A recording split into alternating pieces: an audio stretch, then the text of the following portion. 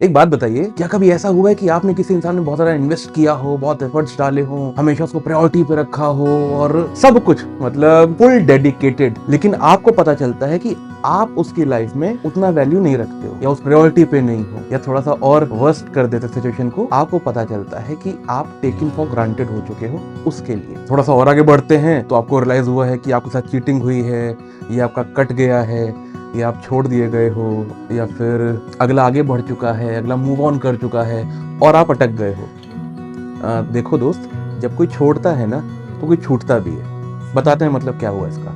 मान लो ये आप हो, ठीक, ये आपका एक लाइफ का सर्कल है, इसके अराउंड आपकी सारी प्रायोरिटी, सारी चीजें, हर चीज है, सेंटर में आप हो।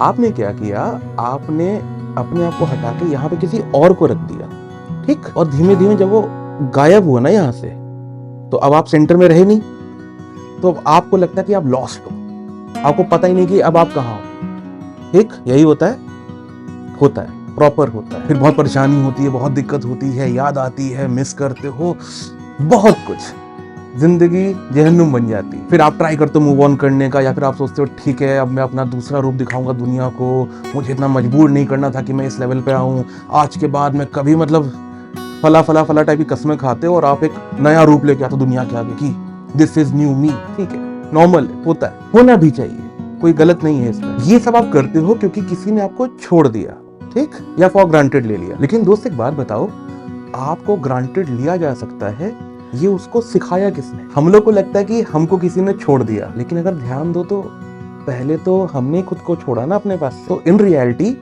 हम उसको बताते हैं कि हमको छोड़ा कैसे जाता है, क्योंकि हमने खुद को छोड़ दिया, अगले ने हमको छोड़ दिया। आपको लग रहा है कि अगले ने मुझे छोड़ दिया, बाबू ये सोच के देखो तुमने भी तो खुद को छोड़ दिया। तुमको अगले से रिवेंज लेना है या तुमको अगला वापस चाहिए, अभी भी तुम अपने लिए वैल्यूएबल नहीं हो। समझ पा रहे हो? तुम्हें अभी भी अपनी खुशी या कुछ भी दूसरे से चाहिए। अपने पे आ जाओ ना, अपने को वापस पाओ ना।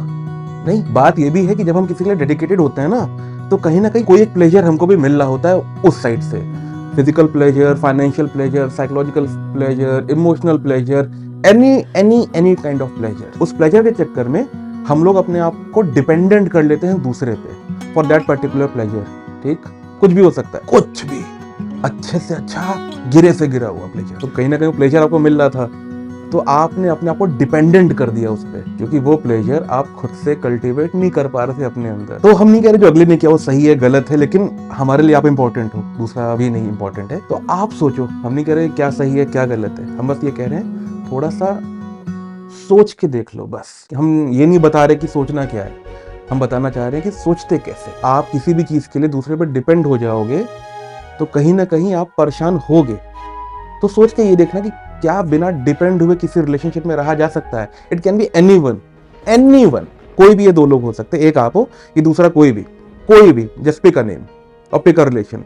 Can you both exist without getting dependent on each other? ठीक, इन शॉर्ट हम कहना ये चाह रहे हैं कि टेकन फॉर ग्रांटेड आप पहले अपने आप को लेते हैं, दूसरा जब देखता है कि आपको लिया जा सकता है तो बस वो रिपीट कर देता है।